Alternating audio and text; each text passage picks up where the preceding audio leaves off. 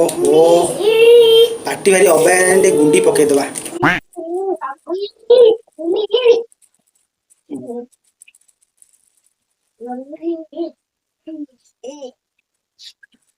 ଏ ଜଟି ଭାଇ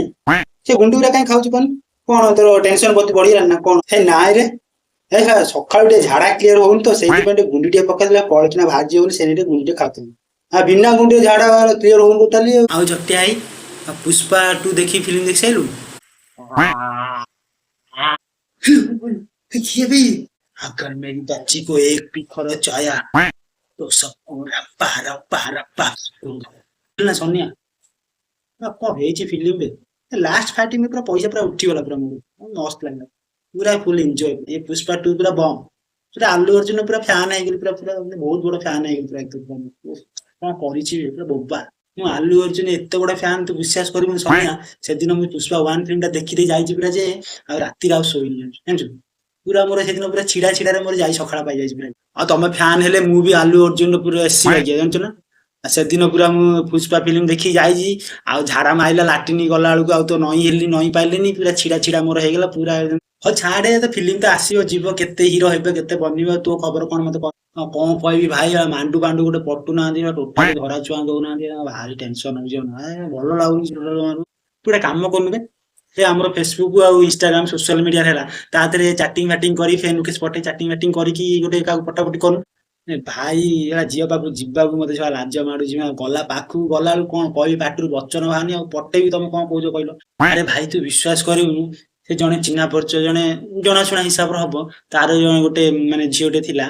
ସିଏ କଣ କହନି ଆଗକୁ ଟିକଟକ୍ କରୁଥିଲା ଆଉ ଟିକଟକ୍ ତ ବ୍ୟାନ୍ ହେଇଗଲା ଟିକଟକ୍ ପରେ ଇନଷ୍ଟାଗ୍ରାମ ରେ ସିଏ ରିଲ ଫିଲ୍ କରେ ଶାଢୀ ଫାଡି ପିନ୍ଧି ଭଲ ଭଲ ଡ୍ରେସ ପିନ୍ଧି ଫିଲ୍ କରେ ଆଉ ତୁ ଜାଣିଛୁ ତ ଆମର ସବୁ ଏବେକା ଟୋକା ସବୁ ଯେମିତି ଜାଣିଛୁ ତ କେତେ ନାଳୁଆ ସବୁ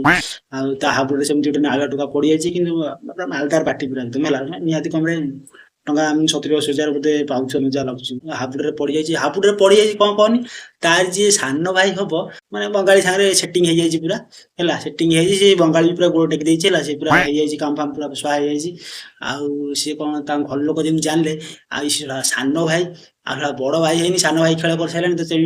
ଅସୁବିଧା ବଡ ଭାଇ ଯେତେବେଳେ ସେ ଟିକଟକ୍ ବାଲିକି ଭଲ ପାଇବା କଥା କହିଛି ମତେ ଭଲ ପାଉଛି ବୋଲି ପ୍ରପୋଜ କରିଛି ସେ ଝିଅ ସହ ମହା ଚାଲା ଝିଅ ଆଉ ଟେକା ଟେକି କରିବା ପାଇଁ ମାନେ ମନା କରୁଛି ହେଲା ମୁଁ ମନା କରୁଛି ଯେମିତି ଡାଡେ କହିଛି ବାହାଘର ଆମ ଘରୁ ପ୍ରସ୍ତାବ ନେଇକି ଆସ ବାହାଘର ଯେମିତି ହେଲା ଚାଲାକ ଝିଅ ଆଉ ଇଏ ତ କଣ ହବ ଯାହାହେଲେ ବି ଯେମିତି ତାଙ୍କ ଘରେ ଯାହାହେଲେ ଯେମିତି ଜଲ୍ଦି ଜଲ୍ଦି କରିବେ ଯେମିତି ହେଲେ ଚାହୁଁଥିଲେ ଆଉ ସବୁଆଡେ ଦେଖିଲା ବେଳକୁ କୋଉଠି ହେଲାନି ଏଠି ଭେଟି ହେଇଗଲା ଇନଷ୍ଟାଗ୍ରାମ ର ସୋସିଆଲ ମିଡିଆରେ କେତେ ପାୱାର ଦେଖିଲୁ ତୁ ତତେ ଆଉ ଗୋଟେ ଏକ୍ସାମ୍ପଲ ଦେବି ଶୁଣିବୁ କଥା କହୁଛି ଆଉ ଜଣଙ୍କର କଥା କହୁଛି ଶୁଣୁ ସେତେବେଳେ ତ ମାନେ ଏଇ ଯେ ସ୍ମାର୍ଟଫୋନ ନଥିଲା ସେତେବେଳେ ଇଣ୍ଟରନେଟ ନଥିଲା ସେତେବେଳେ କଣ କହନି ଥିଲା ଆମର କିପ୍ୟାଡ ମୋବାଇଲ ବଟନ ବାଲା ସେ ଝିଅ କଣ କହନି ଆଗରୁ ଜାଣିଥିବୁ ସବୁ ମିସ୍ କଲ ଫିସ୍ କଲ ସବୁ ପଳାନ୍ତି ବୋଲି ଫିସ୍ କଲେ ସେ ଯୋଉ ଆମର ସୁକୁଟାର ଝିଅ ସେ ପୁରା ଫେରାର ମୋର ତ ମୁଣ୍ଡ ବାଳ ଅଧା ପଳେଇଲାନି ଆଉ କିଏ ପଟିବ ସେ ନାଇଁ ଏଇ କପଡା ବାନ୍ଧି ବୁଲୁଛି ବୁଝିଲ ନା ଭାଇ ପୁରା ଛପର ପୁରା ଉଡିଗଲାଣି ଆଉ କିଛି ନାହିଁ ପୁରା ପୁରା ଚାନ୍ଦ ପୁରା ଏକଦମ ହେସ ତୁ ତୋର ପୁରା ଏକ୍ସପାୟାର ପୁରା ଗଲାଣି ପୁରା ତୋର ଅବସ୍ଥା ଆଉ ନାହିଁ ତ ଡାଲା ବାଜିଲାଣି ପୁରା ହେଲା ତୋର ଆଉ କିଛି ହେଇପାରିବନି ତୁ ଠିକ ଟାଇମରେ ପାଣି ପାଇଲୁନୁ ଆଉ ଗଛ ଯଦି ପାଣି ନ ପାଇବ ଆଉ ସେ କେମିତି ବଢିବ କହନି ତୁ ପାଣି ପାଇଲୁନି ଠିକ ଟାଇମରେ ଛପର ତୋର ଉଡିଗଲା ଆଉ ଆଚ୍ଛା ତୁ ମତେ କହନି ତୋ ବୟସ ଆଜି କେତେ ହେଲା ଭାଇ ମତେ 2025-37 ବର୍ଷ ହେଇଛି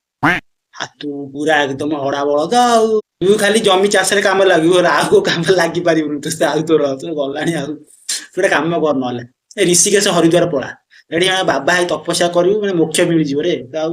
ଗୃହସ୍ଥ ଜୀବନ ତ୍ୟାଗ କରିଦେ ତୁ ଏବେ ସନ୍ନ୍ୟାସୀ ହେଇଯା ଭାଇ ତମେ ତ ଭାଇ ଖେଳ କରିସାରିଲଣି ଆଉ ଆମେ ଆଉ କଣ ଆମର କଣ ହବନି ଆମେ କଣ ଚିକେନ ଝୋଳ ଖାଇପାରିବୁନି ଆଉ କେବେ ବୁଝିଲୁ ତା ଦେହରେ ଜମା ପହନା ତୁ ଯୋଉ ବାହା ହବା ପାଇଁ ଯୋଉ ହୁକୁରୁ ହୁକୁରୁ ହଉନି ଭାଇ ଡାଲା ବାଜିବ ଉଡତା କିଳା ଯାଉଛି ତା ବାଟରେ କାଇଁ ଡାକିକି ପୁରଉଛୁ କହନି ତୁ ଭାଇ ସିଙ୍ଗଲ ଅଛି ଭଲରେ ଅଛି ଟୋଟାଲି ସେ ବିଷୟରେ ବସନା ହଁ ତୁ ଗୋଟେ କାମ କର ଆତ୍ମନିର୍ଭର ହେଇଯା ଭାଇ ନିଜେ ନିଜେ ଭାଇ କାମ ଚଳେଇ ହେଲା ବାହାଘର ଟା ଭାବୁଛୁ କଣ ଛୁଆ ଘର ଖେଳ ନ ବାଲି ଘର ଖେଳ କେତେ ଦାୟିତ୍ୱର ଜିନିଷ ଜାଣିଛୁ ବାହା ହବୁ ଘରକୁ ଗୋଟେ ଝିଅ ଆସିବ ବୋହୁଟେ ଆସିବ ସ୍ତ୍ରୀଟେ ଆସିବ ତାପରେ ବର୍ଷକ ପରେ ଛୁଆଟେ ହବ ଆଉ ଛୁଆ ଦିନ ହେଲା ତାହା ବି ଟେନସନ ଆଉ ସକାଳେ ଉଠିଲେ କଣ ତେଲ ପାଉଡର ସୁମ କେତେ ଜିନିଷ ଦରକାର ମୁଣ୍ଡରେ କେତେ ଟେନସନ ଜାଣିଛୁ ନା ଖାଲି ହଉଛୁ ଖାଲି ବାହା ବାହା ହଉଛୁ